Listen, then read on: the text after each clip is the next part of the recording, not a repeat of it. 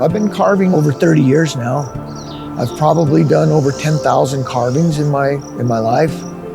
I'm kind of at the downward end of my carving career. It's hard physical work, but I still enjoy it very much.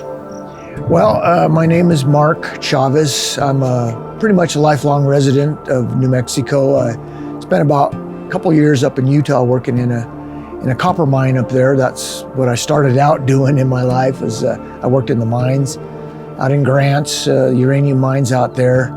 So if you see a little green glow, that's where it's from. I've always been interested in art, but I did a lot of painting and drawings and murals and things like that.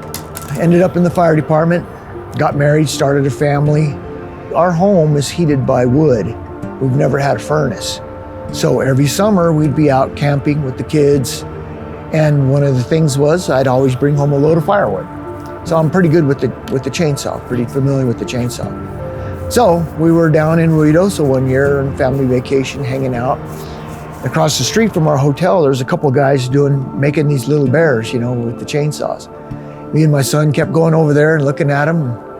Finally, I told him, I says, okay, you know what? I think I can do this, I started getting more into the civic projects back in 2003. Being a fireman, there was a big bosque fire down off Montano and Coors, and I was a safety officer at that job. After the fire was put out, one of the forestry guys thought, man, it'd be nice if we could make something out of some of these stumps. The bark is burned, but the interior core wood is still good.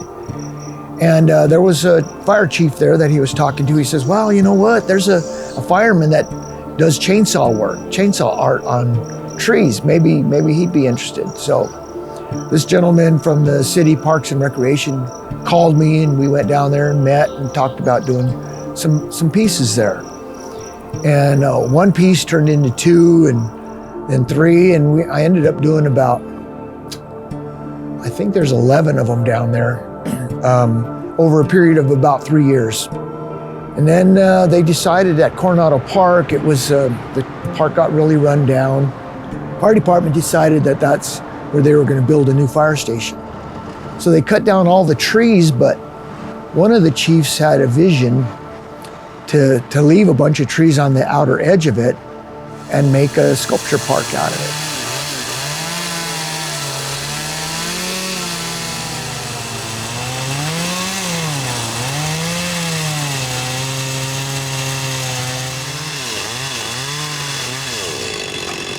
What we're doing is what we call a block out.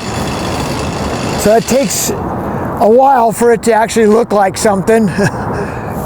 We've got to fit the figure of something into the piece of wood. So you got to take away the wood that doesn't belong. The easiest way to do that is, before you get into the detail, is to get the big chunks out. We call that blocking out.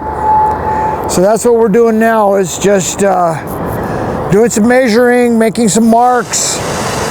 And once we get all the block out done, then we can start doing the detail.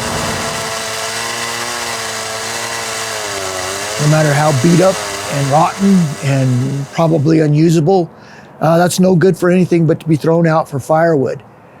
But as an artist, I can see something in the wood.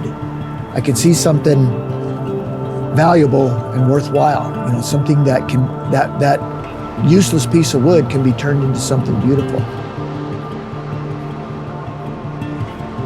I'm what I call wedging some cracks. This wood, this particular tree is got a lot of rot in it, and so we're having to do a lot of repair on this piece. But it's necessary. You can't get around it. It brings to life things that otherwise would end up just going back to the earth. Eventually they rot and decay and become part of the soil again, which is in itself is a pretty cool thing, pretty beautiful thing. But if we can prolong that that cycle for a while, by carving something beautiful out of something that otherwise would be considered worthless by a lot of people. It's probably a good thing. In an urban setting, a lot of it's just concrete and asphalt. And if you see something that's made out of organic material like wood in an unlikely place, it brings a smile to your face. Some people understand that quality of life is important, and if I have an opportunity to contribute to that, I feel like it's a privilege. One of the things about Coronado Park, it was a homeless park for a couple years. An eyesore. Everybody that drove by there is like, oh, well, is this Albuquerque now? Interesting thing that I've learned the year that I spent there carving those trees was many of the homeless walking by say, hey, I really like what you're doing, giving me the thumbs up. And I realized that these people they're just human beings too, God sees something good in it. But it's a process. It takes chipping away. Every one of us has values, but it's going to take some time. And if you can imagine being cut by a chainsaw, it hurts. Sometimes that process is painful.